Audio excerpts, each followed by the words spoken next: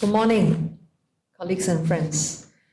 Last year in July, our coordinating minister for national security, Minister Shanmugam, disclosed that we had detected a cyber attack against our critical information infrastructure.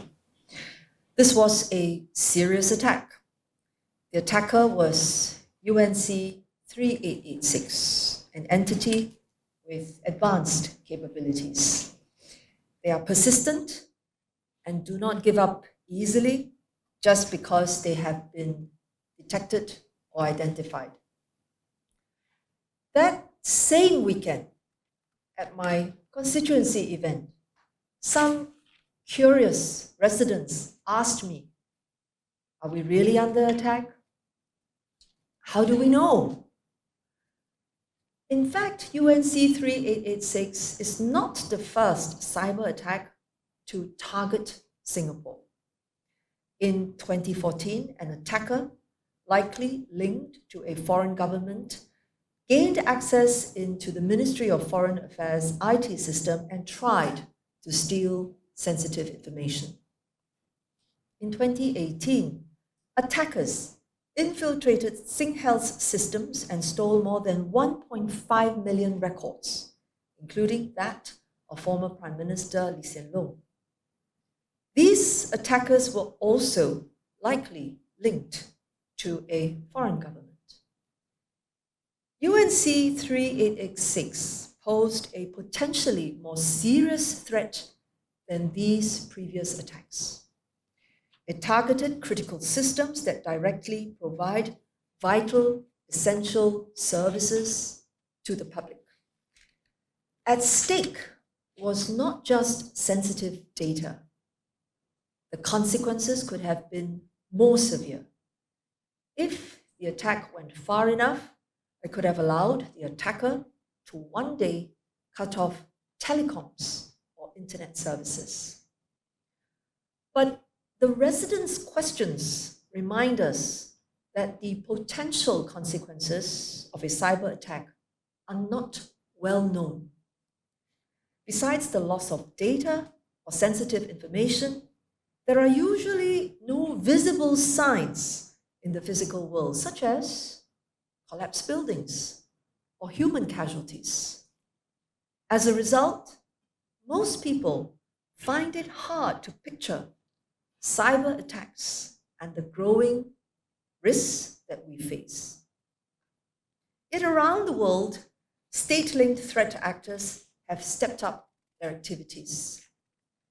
Last year, US authorities reported that an advanced persistent threat, APT actor, known as Vote Typhoon, had infiltrated US critical infrastructure. They were found not just in one sector, but several. These include the energy, water, transportation, and telecommunication sectors. In December last year, Polish authorities reported a sophisticated cyber attack targeting Poland's power grid. The threat actors did not succeed, but we can imagine the severe consequences if they did. The loss of electricity and heating would be the start. Thereafter, factories, hospitals, airports, and trains, anything that relies on power, potentially all coming to a standstill. This is why we do not take lightly the attack mounted by UNC 3886. At a broader level, if such cyber threats are not properly dealt with, we may allow eventually the attackers to steal national secrets. In the worst scenario, the disruption of essential services can cripple economies and weaken a nation's ability to protect its citizens. It is precisely because the impact can be so severe that APTs are often state-sponsored. Therefore, Since UNC 3886 was discovered, CSA and relevant partner agencies have been working closely with the affected companies to investigate the attack and to ensure that our systems remain safe to use. Our investigations show that the attacks by UNC 3886 were a deliberate, targeted, and well-planned campaign against our telecommunications sector. All four of our major telcos, Singtel, StarHub, M1, and Simba, have been targets of attacks. In what ways could we see the sophistication of UNC 3886? In one instance, they used a zero-day exploit, a hidden flaw with no known fix. This is like finding a new key that no one else has found to unlock the doors to our telco's information systems and networks. Once it gained entry, UNC 386 managed to steal a small amount of technical data, likely data that will just help them to understand the terrain and what they're dealing with.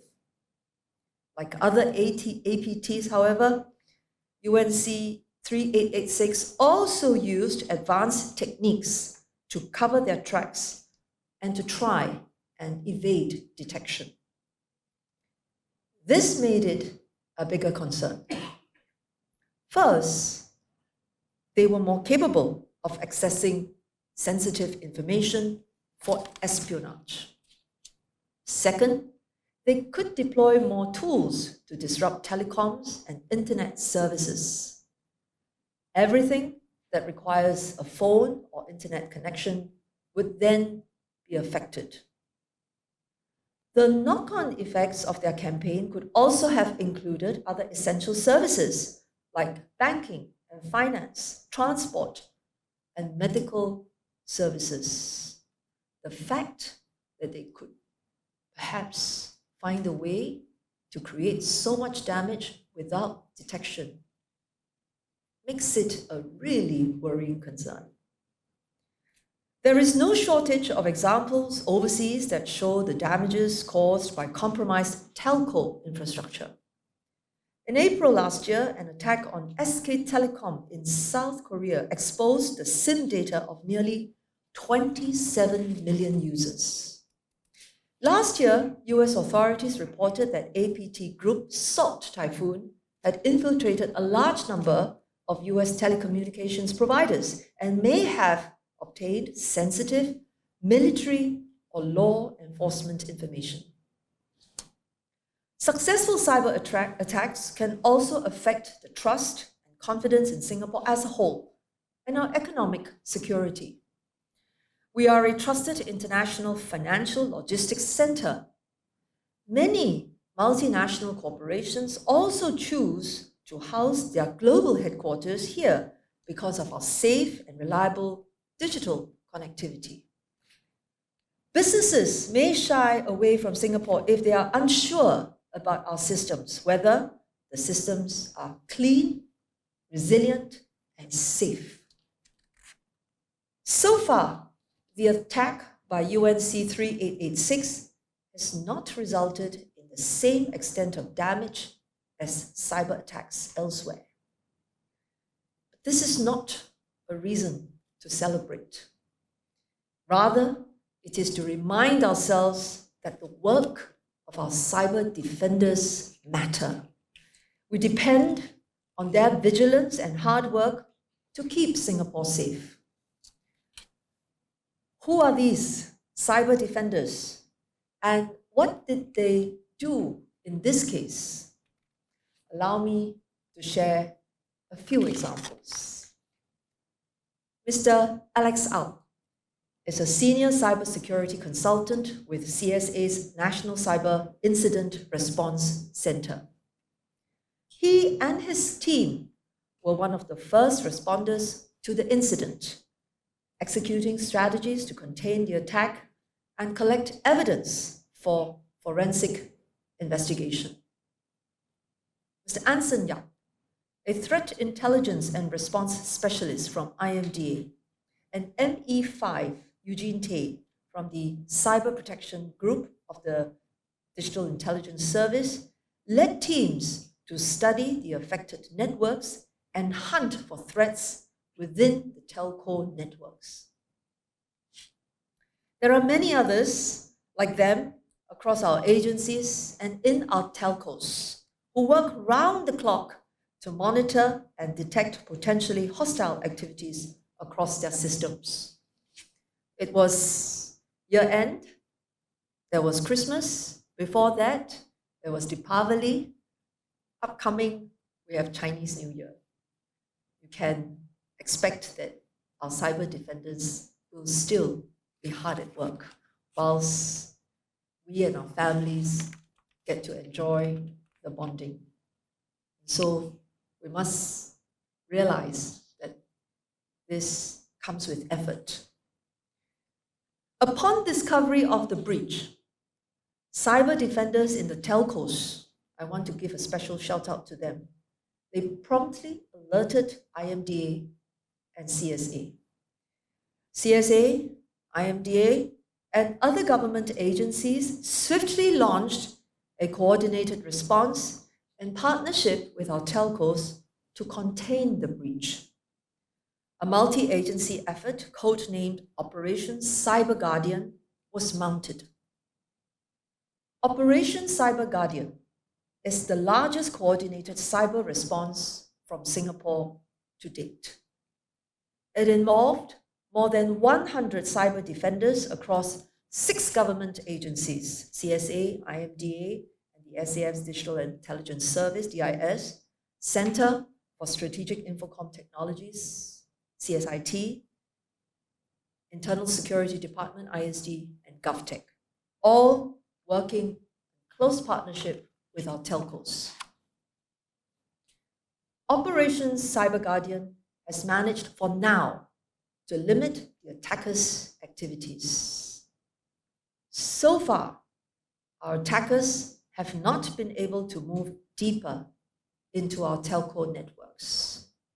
In one instance, they were able to gain access to a few critical systems, but did not get far enough to have been able to disrupt services. There is also no evidence thus far to suggest that the attackers were able to access or steal sensitive customer data from the telcos. It is not a given that the public and private sectors work as closely as they did to implement Ops Cyber Guardian. We have been able to do so due in large part to our national doctrine of cyber defense. In 2020, government agencies came together to author a classified document that outlines Singapore's approach to cyber defense. It guides our approach to capability development and outlines the roles and responsibilities of both the public and private sector in our cyber defense, and the actions that should be undertaken during a cyber incident. We have been working on this and practicing our plans for several years, but this is the first time that we have implemented the plan in an actual operation. For a digitally connected country like Singapore, the coordinated approach laid out in the doctrine ensures that we are able to effectively protect our cyberspace with the resources available. But we must also be realistic.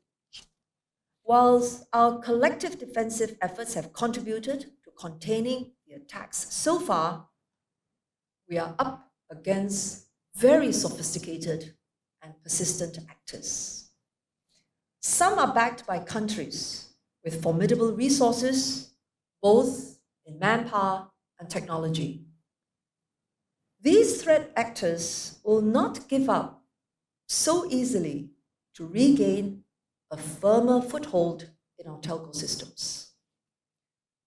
We must also be prepared that our other critical infrastructure, such as our power, water, and transport systems, may be targeted. After all, they are common targets in other countries. In short, the fight continues, and we must all do our part. Our critical information infrastructure operators, many of whom are private companies, play an especially important role. You are at the front lines of the battle against cyber threat actors.